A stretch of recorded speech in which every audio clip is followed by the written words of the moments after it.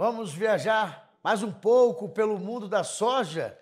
A China é o maior comprador dessa oleaginosa brasileira. De janeiro a junho, o país asiático importou mais de 35 milhões de toneladas do grão. Tamanha importância também exige maior qualidade. Por isso, o Brasil terá que informar os novos padrões de proteína, de umidade da nossa terra aos chineses. Vamos saber as providências que devem ser tomadas a partir de agora e outros detalhes desta commodity fundamental para investidores e produtores. Isso eu converso com o presidente da Comissão Nacional de Cereais, Fibras e Oleaginosas da Confederação Agricultura e Pecuária do Brasil, Ricardo Arioli. Seja muito bem-vindo. Bom dia, Fábio. Bom dia, tudo bem com você? Beleza. Prazer estar aqui, hein?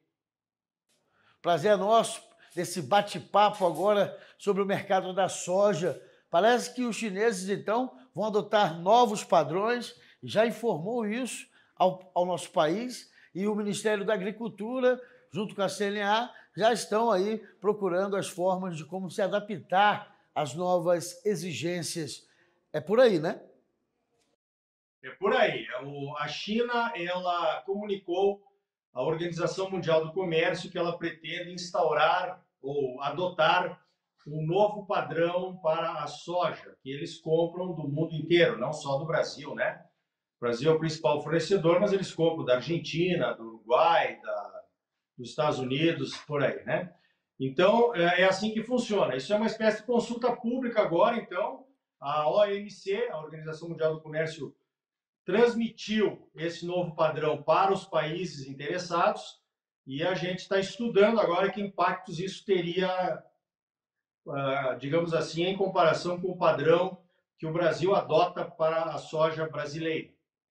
Parece que essas novas exigências podem ter pegado aí o produtor um pouco desavisado, mas esse ajuste, né, às novas regras, principalmente aí no caso da umidade do grão, pode ser um obstáculo para que a gente entre nos trilhos, para que a gente realmente seja bem recebido pelos chineses nessa venda da soja brasileira. Positivo, Fábio. Essa questão da umidade é um assunto sensível aqui para o Brasil, para o produtor principalmente, porque o Brasil é o único país que o padrão de soja brasileiro adota 14% de umidade no grão, né? E a China já adota 13%, o novo padrão também veio com 13%, né? E Estados Unidos também é 13%, a Argentina é 13,5%. Então, o problema do brasileiro, do produtor brasileiro, para se adequar a esse padrão chinês de 13%, é a questão comercial puramente, porque se você, vamos dizer, adota um padrão com 1% a menos de umidade, você está deixando de entregar um volume de 1%, né? Por exemplo, se você tiver 100 cargas de 14%, você baixar para 13%, você vai entregar uma carga a menos, 99 cargas, porque você está reduzindo a umidade. Então, evidentemente que isso tem uma vantagem, né, para o comprador, porque ele está levando menos água, né? O que interessa para ele é proteína e óleo, o teor de proteína e de óleo. A indústria também se favorece com isso, um padrão menor de umidade, mas o produtor brasileiro precisa ser compensado. Então, em princípio, a CNA não concorda com esse padrão de 13%, sem haver uma compensação de pagamento pela umidade a menos que nós estamos entregando para o consumidor, né? Para a indústria, tanto brasileira quanto chinesa. Então, esse é o primeiro ponto, né? Nós teríamos que ter uma adequação nos preços para que os produtores pudessem atender esse padrão de 13% da China, e que também deveria ser, nesse caso, o novo padrão brasileiro, né? Ok? Certo. E seria o caso de fazer uma força-tarefa, vamos dizer assim, né? Eu acho que os órgãos ligados à pesquisa agropecuária, né? Todo esse grupo de pesquisadores, né?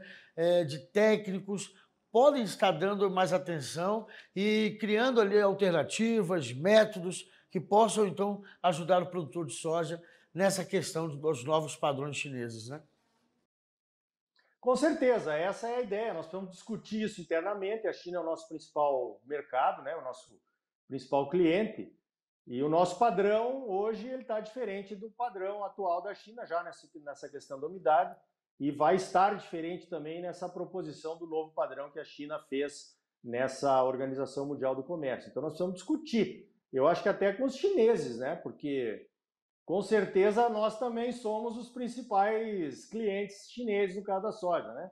Então, evidentemente que eles não vão querer colocar barreiras para continuar comprando a soja brasileira. Agora, como eu disse, nesse caso da umidade especificamente, haverá uma perda para os produtores e de certa forma, há um ganho, né, para o restante da cadeia, porque uma soja com 13% de umidade, por exemplo, eu estou dando um exemplo aqui de 100 cargas, né? Nós teríamos uma carga a menos para pagar o frete, porque reduziu a umidade, a indústria recebe menos umidade e, consequentemente, um teor maior de matéria seca com mais proteína e mais óleo contido numa mesma carga, né? Mas os produtores estariam perdendo pelo menos 1% no valor daquele produto se eles tivessem que baixar a umidade para 13% sem uma compensação financeira por isso. Parece que é certo o prejuízo aí na questão da rentabilidade, porque, afinal de contas, o volume, como o senhor disse, vai ser menor e assim o produtor vai estar recebendo menos e tendo que pagar aí as despesas da logística, né, do transporte dessa mercadoria.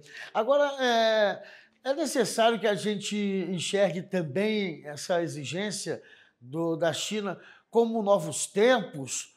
Ela está se adaptando, talvez, às novas informações, seja de qualidade do grão, mas, ou isso já aconteceu em vezes anteriores e somente é mais uma edição de novos padrões chineses? Olha, eu diria que você tocou num ponto importante. Todo comprador, nós também, quando estamos na posição de compradores de alguma coisa, como pessoas físicas ou até comercialmente, a gente sempre exige uma qualidade melhor, né? A gente sempre quer uma qualidade maior do produto que a gente está comprando, né? Então, acho que isso tem a ver com esse novo padrão chinês. Os chineses, eles olham nesse padrão que eles estão propondo, eles têm 5 tipos. Eles estão classificando em 5 tipos. E eles olham a parte, digamos assim, da qualidade. 95%, tipo 1 dessa nova classificação chinesa, ele tem que ter 95% de grãos perfeitos. Nós olhamos os defeitos aqui no Brasil. Nossa classificação é um pouco diferente, né? Então é 95, o tipo 2 é 90, o tipo 3 é 85% de grãos perfeitos, tipo 4 é 80%, o tipo 5, 75% de grãos perfeitos, e abaixo de 75% de grãos perfeitos, a soja estaria fora de tipo, no caso dessa nova classificação chinesa aí. Então, primeira consequência disso, nós não temos aqui no Brasil, acredito que os americanos também não, nem os argentinos, como segregar a soja em 5 tipos diferentes. Porque o Brasil está preparado, como é uma commodity, né?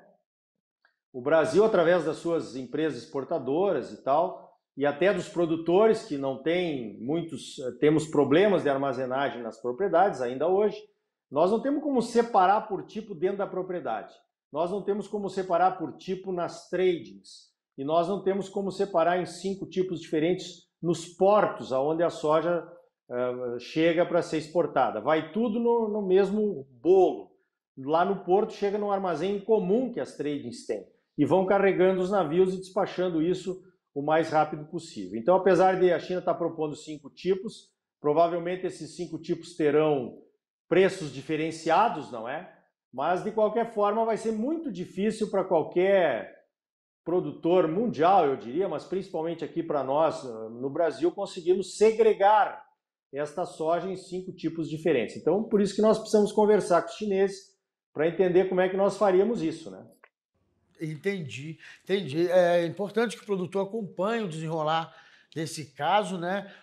Todos os órgãos ligados ao agronegócio já estão antenados com isso, né? Já estão tomando as providências. Realmente sentar na mesa e tentar ali no diálogo achar a melhor forma, né, o melhor ajuste para que ninguém saia prejudicado ou que o prejuízo seja o menor possível também, pelo menos nesse início, né, de exigência, das exigências da China. Ricardo, nós temos um mercado fabuloso, né, da soja, né? A gente tem uma produtividade imensa, por vezes a gente tem elogios da safra que bate recorde, né? Aqui no Cerrado mesmo, nós tivemos uma produção incrível, né? Tivemos um produtor que também foi vamos dizer assim, bem elogiado pelo trigo, né? Nós temos uma boa terra, né? Felizmente, né, a produção brasileira de soja tem sido bem reconhecida. O senhor vê que acho que isso pode até estimular uma concorrência com os países da América do Sul. Isso vai acabar até mudando não só os padrões, mas também os valores da mercadoria? Sem dúvida, né? A gente espera que a qualidade do nosso produto, quando a gente exporta, seja cada vez melhor e que isso seja reconhecido. E o reconhecimento dessa qualidade vem através do preço, né? Então, é mais ou menos como a gente no dia a dia, quando compra alguma coisa. Se a qualidade é menor, a gente não quer pagar um preço digamos, um outro tipo de mercadoria que tem uma qualidade maior. Há uma depreciação aí no caso, né? Então, para você ter uma ideia, Fábio, nós começamos a conversar com o pessoal da ciência, né, da academia. Então, o pessoal lá da Universidade Federal de Viçosa tem o Centreinar, que eles há muito tempo atuam nessa questão de classificação e qualidade dos grãos armazenados e tal. E o professor Paulo fez uma simulação, digamos hoje, o tipo que nós temos no Brasil hoje para a nossa soja, comparando com o tipo novo que a China está propondo. Então, o nosso padrão hoje de soja, ele cairia no tipo 3 da China. Seria aquele padrão da China tipo 3. Nós não alcançaríamos o tipo 2 nem o tipo 1. É aquele tipo que está com 85% de grãos perfeitos, né? Como eu falei anteriormente. E aí tem um outro problema, porque todo tipo, né, Fábio, ele tem uma tolerância. Então, ele tem uma tolerância aqui no caso do Brasil de defeitos. Então, o professor Paulo também fez essa simulação. Então, tá bom, nós temos o tipo 3, aí nós temos aqueles ardidos, picados, fermentados, avariados de uma forma geral, né? E se nós colocássemos, então, chegássemos no máximo tolerado pelo nosso tipo 1, que já deu tipo 3 na China, se nós chegássemos ao máximo da tolerância, então, que o tipo 1 brasileiro permite, né? O máximo de grãos avariados, mas que ainda seria o tipo 1. A soja ainda seria tipo 1 aqui no Brasil. Nesse caso, Fábio, a soja cai para fora de tipo na China.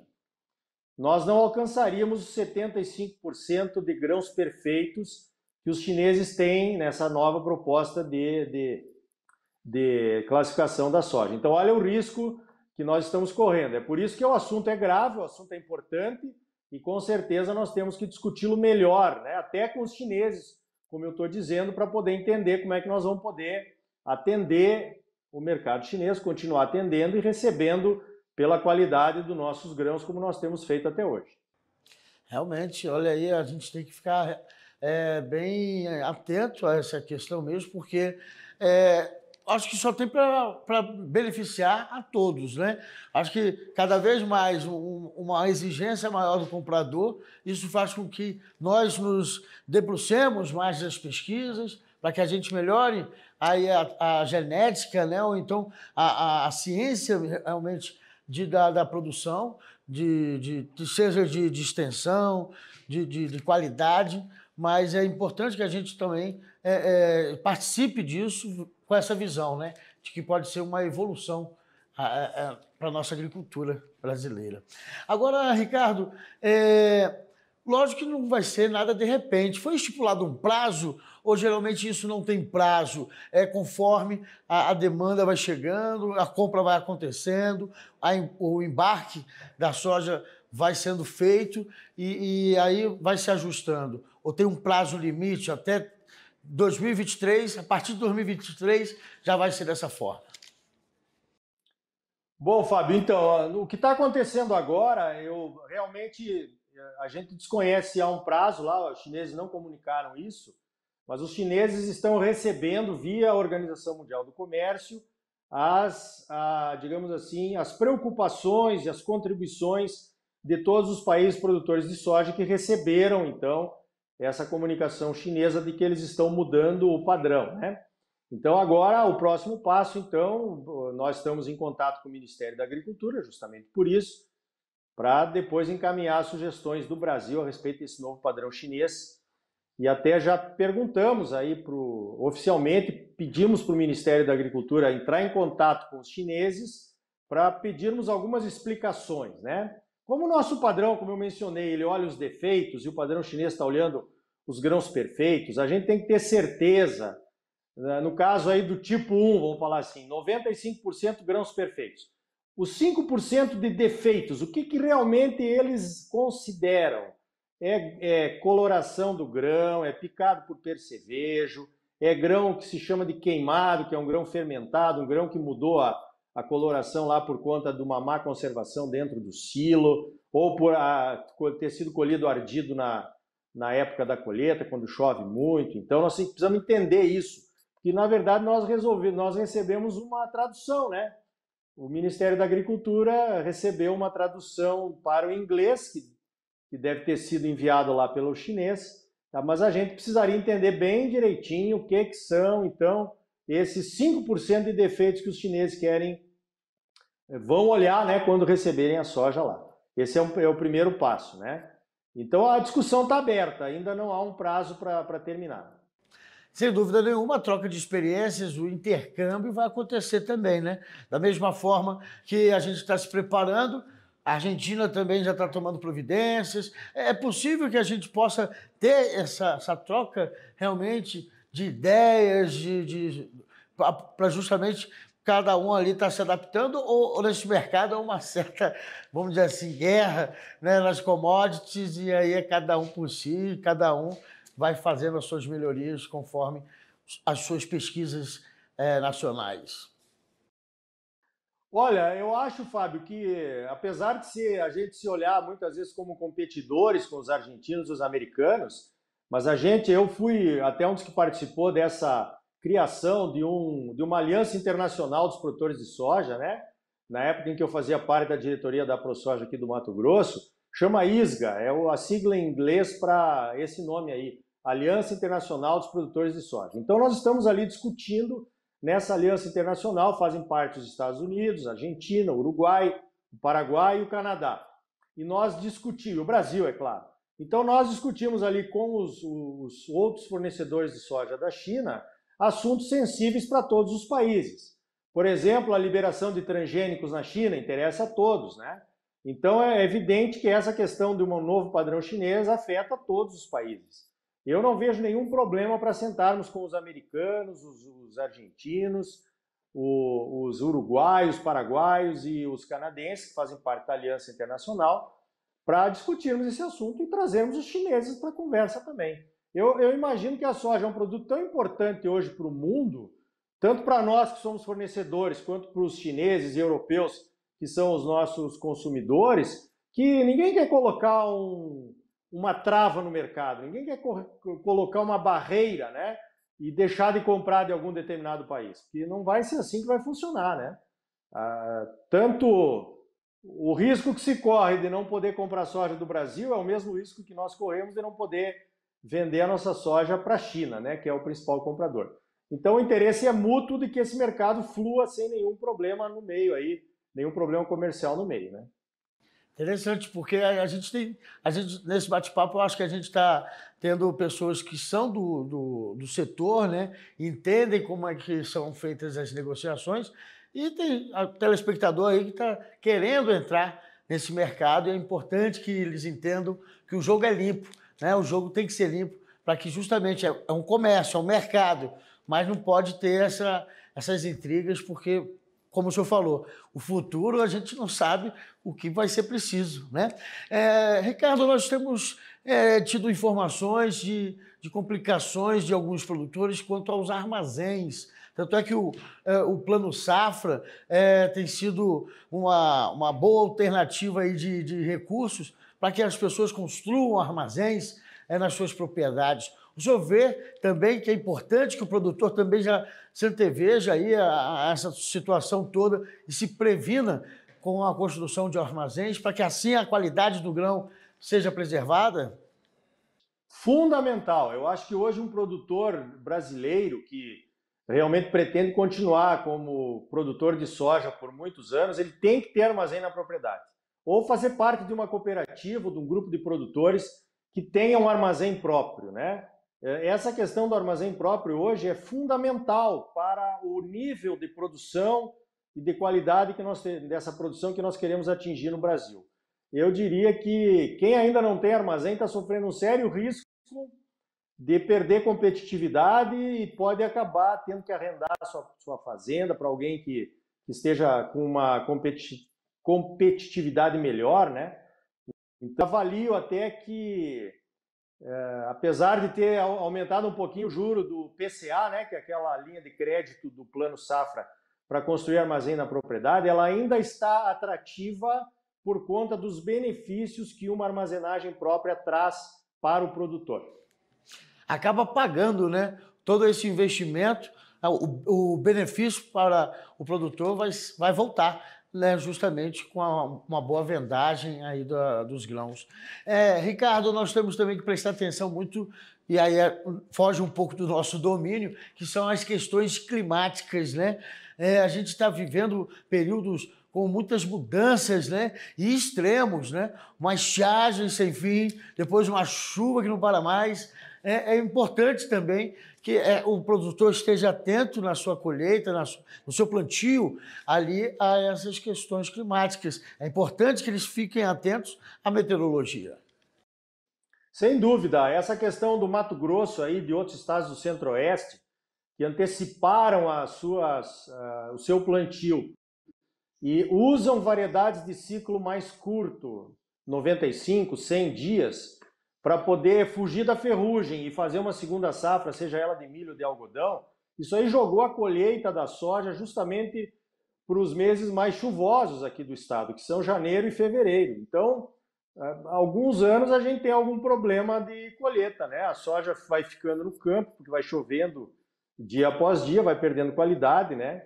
Quem tem armazém na propriedade consegue secar essa soja e depois, então, fazer o blend, né, para que o desconto de avariados aí seja o menor possível. Quem não tem, vai pagar um preço caro por ter que mandar um soja direto à colheitadeira para um armazém que vai fazer realmente os descontos aí que a gente sabe que não são muito amigáveis, né, para os produtores que não têm a estrutura na propriedade. Antes da gente terminar, eu acho que a gente deve ressaltar a importância da união dos produtores brasileiros, né, os produtores de soja, para que, porque a gente tem diferenças regionais, né, no clima, no período de plantio, do vazio sanitário, né, daquele período onde realmente é necessário prestar atenção no solo, na terra, e a gente está falando de cada vez mais de uma agricultura sustentável, né? Então é importante que os produtores estejam unidos, né? Porque o benefício é de todos também, não é? Com certeza, né? Os produtores que não têm capacidade, digamos assim, de investimento para fazer uma armazenagem dele própria dentro da propriedade, com certeza pode se juntar com outros produtores que têm os mesmos objetivos e fazer um armazém em conjunto ou participar de uma cooperativa que também já tem armazenagem, secagem, e isso aí ajuda bastante. Mas, Fábio, eu queria me referir a outras duas questões no padrão chinês que também foram enviadas para a OMC, que são outros dois atributos aí que nos preocupam também. A China também mandou um pedido de soja de alto padrão de óleo e uma soja de alto padrão de proteína. Ou seja, o alto teor de óleo e alto teor de proteína. Então, como é que isso nos afeta? Isso nos afeta também. Temos que entender que aquele outro padrão de 5 tipos que mencionamos aqui anteriormente não é a mesma coisa. Então, se você atingiu lá um tipo 1, 2 ou 3 naqueles padrões, 5 padrões chineses anteriores, digamos assim, você teria uma possibilidade agora de receber um pouco a mais se a sua soja tivesse um alto teor de óleo ou eles não são adicionais, né? Ou um alto teor de proteína, ok? Os chineses reclamam muito que o teor de proteína da soja brasileira, americana, está baixando. Existe uma relação aí entre aumento de produtividade e teor de proteína. Quanto maior a produtividade da nova variedade, o teor de proteína tende a cair, né? Isso, então, não é bom. Nós temos hoje um teor de proteína aqui no Brasil em torno de 37%, 38% na média. E os chineses, nesse novo padrão de soja com alto teor de proteína, eles estão colocando 40%, são 3 tipos, 40%, 42% e 44%. Tipo 1, então, do alto teor de proteína seria 44%. Na verdade, isso é um nicho de mercado que poucos países hoje podem atender. A soja, como eu disse, no Brasil é um dos melhores teores de proteína do mundo e nós não chegamos a 40% na média, né? Então, é uma preocupação também que nós precisamos conversar com os chineses para entender. Na questão do óleo, também tem 3 tipos, né? Tipo 1, 22% de teor de óleo no grão, 21% no tipo 2 e 20% no tipo 3. No caso do teor de óleo, Fábio, nós estamos mais confortáveis porque a Embrapa fez há alguns anos atrás, olhando esses teores no Brasil inteiro, em parceria inclusive com a ProSoja, né? Mostrando que nós poderíamos atingir os teores de óleo, mas teríamos dificuldades em atingir esses teores de proteína. Então, realmente, essa questão aí do novo padrão chinês da soja deixou muitas dúvidas, eu tenho certeza que não só para nós produtores brasileiros, mas também para outros produtores como os americanos, os argentinos, né? Para citar os 3 principais clientes chineses. E, na minha opinião, essa discussão tem que sentar e discutir muito ainda, porque não vai ser, como você disse, de uma hora para outra que qualquer país vai poder atender tudo isso que eles colocaram nesse novo padrão. Mas, principalmente, viu, Fábio, essa questão de segregar. Eu diria que não há como hoje você segregar, a não ser que você use container, aí já fica um negócio mais, digamos assim, mais nicho de mercado, né? Mas a soja hoje não existe país do mundo que poderia atender um volume expressivo segregando a produção local, para esses teores de óleo e proteína aí principalmente. Tá aí, vamos dizer assim, na expectativa de que no final tudo dê certo, a gente vai encerrando esse nosso programa de hoje, o Mundo Soja, que contou com a participação de Ricardo Arioli, que é presidente nacional da Comissão Nacional de Cereais, Fibras e Oleaginosas da CNA. Muito agradecido pela participação e por atender ao canal AgroMais, passando essas informações valiosas aos produtores, tanto de soja, mas também que enriquece a nossa agricultura brasileira. Eu que agradeço, Fábio, em nome dos produtores, em nome da CNA, em nome das federações de agricultura. O canal AgroMais está de parabéns, está cada vez melhor, está fazendo um trabalho de primeiríssima qualidade na informação que leva até os seus telespectadores, né? E a gente está aqui para colaborar. Obrigado pela oportunidade, obrigado pelo espaço e sempre às ordens. Muito agradecido. E aí, gostou da nossa entrevista de hoje? Quer indicar para algum conhecido? Basta acessar as nossas redes sociais. E até o próximo Mundo Soja!